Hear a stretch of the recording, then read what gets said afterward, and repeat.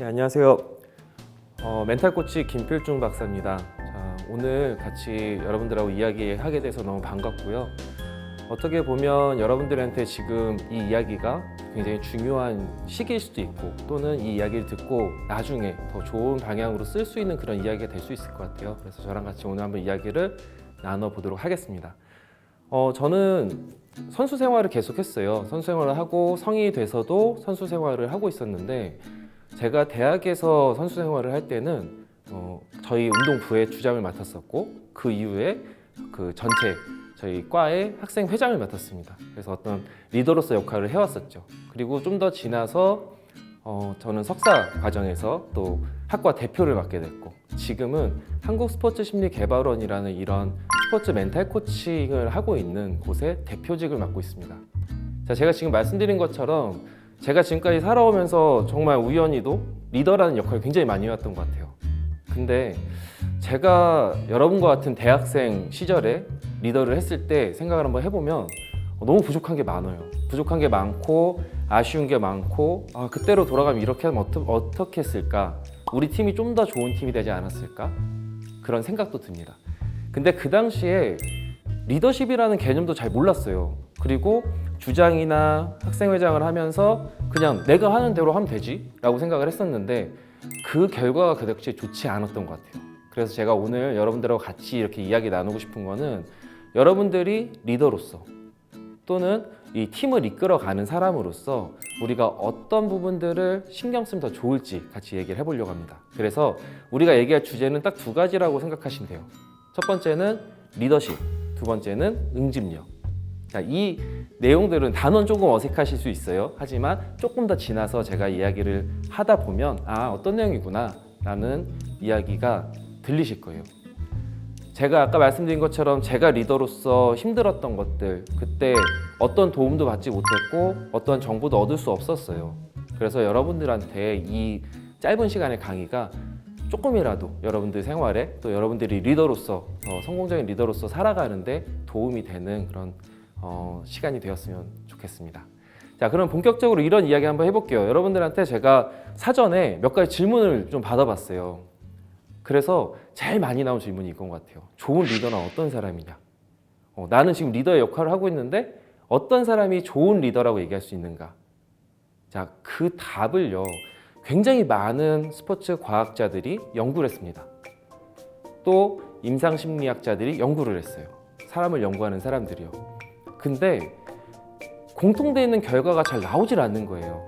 지금 리더십이라는 것에는 특별한 이론이 많이 존재하지 않습니다. 왜 그럴까요? 리더도 굉장히 다양해요.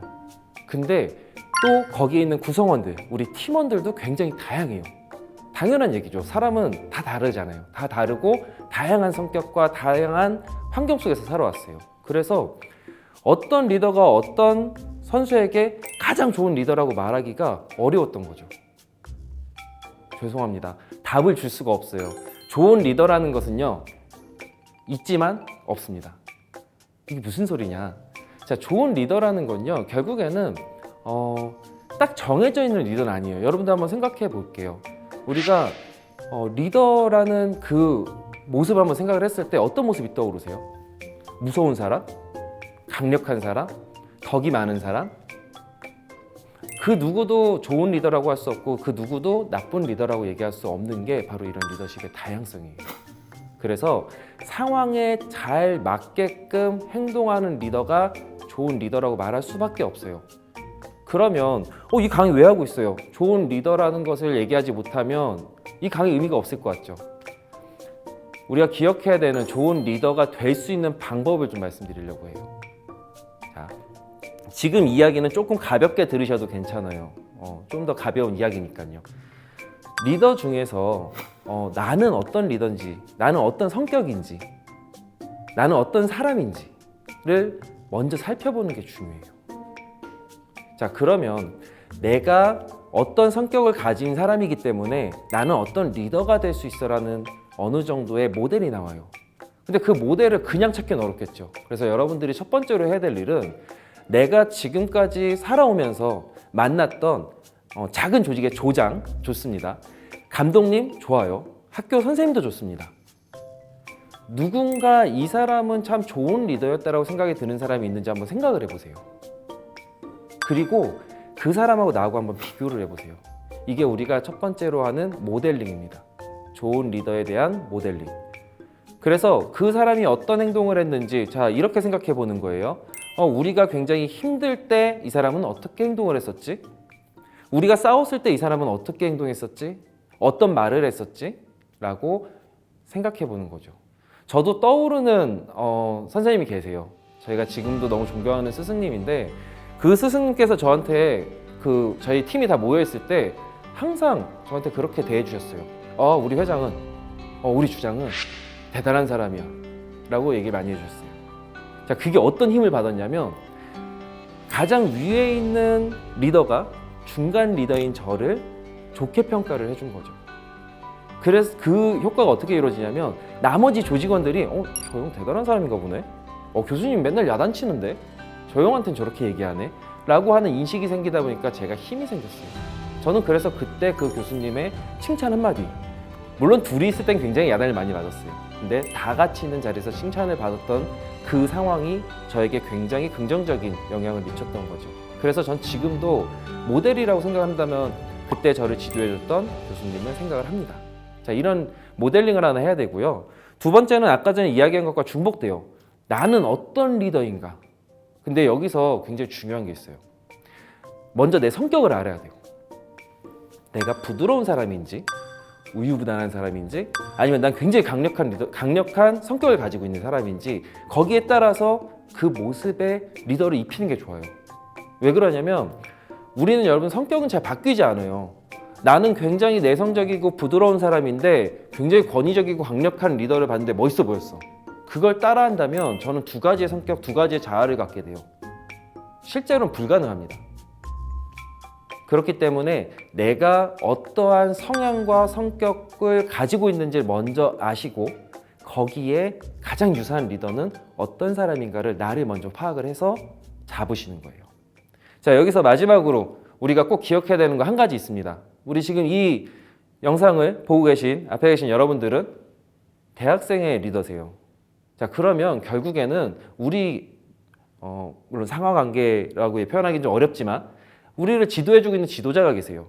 감독님이 계시고요. 자, 그렇기 때문에 우리가 아무리 이 조직의 리더라고 하지만 우린 믿을 리더입니다. 그걸 기억하셔야 돼요. 자기를 돌아볼 때 난 어떤 리더가 될 건지라고 생각할 때 첫 번째로 마지막으로 기억하셔야 될 거는 우리는 믿을 리더고 믿을 리더로서는 어떠한 모습을 갖출 것인가에 대해서 생각해 보시는 것을 중요하게 말씀드립니다. 지금까지 말씀드린 것처럼 우리는 다양한 리더십을 가질 수가 있고 다양한 성격을 가지고 있어요. 그래서 다양한 리더를 바라보면서 우리는 새로운 모델링을 하라고 말씀드렸어요. 또 마지막으로 셀프 모니터링, 내가 어떤 성격인지 내가 어떤 리더가 될 수 있는지 다시 한번 생각해 보시고 우리가 믿을 리더로서 내가 어떤 모습을 가질지 거기에 대해서 한번 정해보시는 게 좋아요. 단 정답 없습니다. 많은 과학자들이 연구한 바와 같이 좋은 리더는 하나로 정리되지 않아요. 여러분들 부담 갖지 마시고 정답을 찾으려고 하지 마시고 나를 한번 바라보는 그런 시간을 가져보시기 바랍니다. 자, 그럼 지금부터 좀 더 실전적인 부분을 얘기해 보도록 할게요. 실제로 우리가 팀에서 리더로서 어떻게 해야 되는지. 자, 거기에 관련돼서 여러분들 질문을 먼저 한번 받아봤어요. 이 질문 굉장히 좋은 질문인 것 같아요. 리더로서 원팀이 되기 위해서 어떻게 해야 되는가? 원팀, 하나로 똘똘 뭉치는 그것을 얘기하는 거죠. 자, 이것은 바로 응집력에 대한 부분인 것 같아요. 그 부분을 같이 얘기해 볼 거고요. 또 하나 질문이 있어요. 팀을 잘 이끌 수 있는 방법은 무엇이냐? 네, 리더로서 내가 이 팀을 어떻게 이끌어 나갈 것이냐에 대한 고민을 하는 학생의 질문을 받았습니다. 그래서 앞서 말씀드린 것처럼 보다 실전적인 방법을 소개하도록 할게요. 먼저 주제부터 말씀드릴게요. 주제부터 서로 사랑하지 마세요. 우리 팀끼리 서로 사랑하지 마세요. 이게 무슨 말이에요? 그죠? 한 팀이 돼야 되고 똘똘 뭉쳐야 되고 응집력이 있어야 되는데 서로 미워하라는 얘기야 뭐야? 자, 이 얘기를 한번 듣고서 생각을 해볼게요. 제가 한창 배구 시즌이 시작이 된 상황이었어요. 그때 어떤 여자 배구팀에서 저를 불렀어요. 급한 일이 벌어졌습니다. 빨리 좀 저희 팀에 와주세요. 그래서 그 팀의 상황을 한번 봤더니 항상 리그에서 1등을 하던 팀이에요. 근데 이 팀이 갑자기 꼴등이 되어 있는 거죠. 도대체 무슨 일이 벌어지는 건가 해서 저도 너무 궁금한 마음에 달려갔습니다. 근데 거기서 이런 모습을 본 거예요. 선수들이 훈련을 하고 있는데 실수가 나왔네요. 그러면 이 주변에서 뭐라 그럴까요? 선수들에게 괜찮아 잘하면 돼, 신경 쓰지 마. 그것을 경기 중에 똑같이 하고 있는 거예요. 또 실수가 나와요. 서로 응원해주고 격려해주고 있는 모습을 봤습니다. 좋은 거 아니에요? 근데 왜 이 팀은 그렇게 성적이 안 나오고 있을까요? 바로 여기서 여러분들 잘 생각하셔야 되는 게 있어요. 서로를 실수했을 때 껴안아주는 것만이 그를 위한 게 아니에요. 왜 그러냐면 그 팀의 경우는 제가 이제 그 팀의 선수라고 상담을 하면서 찾아낸 내용은 그거예요. 다들 괜찮다 하니까 그냥 거기서 안도감을 얻었어요. 끝이에요. 근데 그 분위기 우리가 한번 바꿔보자라고 해서 서로 언어를 바꿨습니다. 실수가 나오면 정확하게 지적을 해주는 거예요. 너 이번에는 어떤 부분 때문에 실수가 나온 것 같아 라고 얘기하는 거죠. 이번 플레이는 너의 실수가 아니라 누구누구의 실수인 것 같아. 인정해? 인정해 라는 굉장히 딱딱한 말로 우리가 팀을 바꿨어요. 결과는 어떻게 됐을까요? 당연히 결과가 좋으니까 제가 이 사례를 말씀드리겠죠. 최종적인 우승을 했고요. 그리고 각 라운드마다 가장 좋은 성적을 얻었습니다. 자, 이 작은 차이 하나가 뭘 바꾸는 걸까요? 여러분들, 한 팀이 된다라고 우리가 처음에 질문을 받았어요. 한 팀이 되는 방법을 어떻게 해야 되냐고요. 왜 한 팀이 돼야 되는지 먼저 생각을 해야 돼요. 우리가 똘똘 뭉치는 걸 응집력이라고 하는데요. 이 응집력을 두 가지를 생각을 하셔야 돼요. 두 가지를 나눠서 생각하셔야 돼요. 첫 번째, 여러분들 동네에서 친한 친구들 있으시죠? 가족 있죠? 자, 이런 사람들하고 어때요? 사이가 좋아요. 좋아야 돼요. 친해요. 그래서 내가 운명적으로 만난 이들과 굉장히 친하게 지내고 있어요. 이걸 바로 사회 응집력이라고 합니다. 목적이 뭐예요? 가족의 목적이 뭐죠? 동네 친구들의 목적이 뭐예요? 목적이 없어요. 그냥 좋아서 만나는 거예요. 이게 사회 응집력이에요. 친한 거를 사회 응집력이라고 해요. 그럼 아까 전에 그 사례로 말씀드렸던 팀은 사회 응집력이 굉장히 좋아진 거죠. 서로를 아끼는 마음에 서로 응원을 했으니까요. 또 다른 응집력이 있어요. 과제 응집력이라고 해요. 이 응집력은 뭐냐면 목적이 분명한 사람들이 갖고 있는 응집력이에요.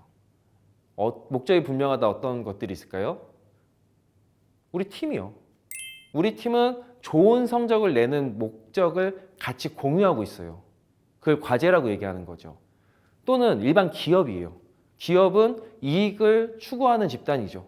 그래서 같은 목적을 가지고 있어요. 같은 목적이 있는 사람들이 갖는 걸 바로 과제 응집력이라고 합니다.